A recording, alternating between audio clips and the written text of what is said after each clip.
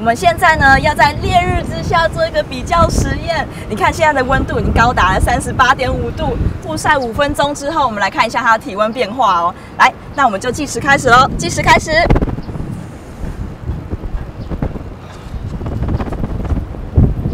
5分钟时间到，我们现在来测试这2位先生。哇，他体温高达38度哎！再来这位帅哥，他体温也高达了37.9度。接下来呢，我们要请这位黑夹克先生呢，把他的夹克脱掉。这位灰夹克先生换上这个下轿的降温衣，5分钟的时间，看他们体温上面的变化哦。来计时，开始。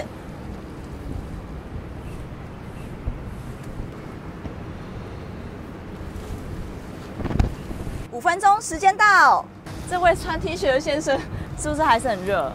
再来这位下轿先生呢？他没有在流汗了耶，舒服多了。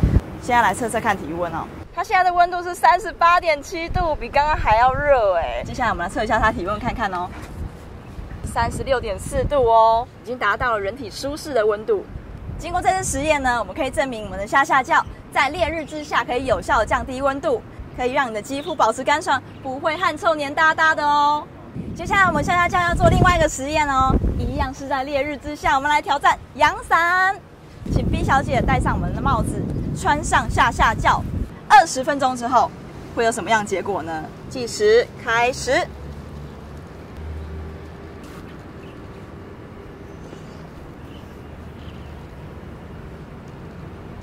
20分钟时间到，走，我们去看看阳伞小姐的状况。哇，她流超多汗的耶！现在测一下你的体温，38.9度，她已经发高烧了耶。那我们这位下轿小姐情况如何呢？没什么在流汗哎，好像还有风。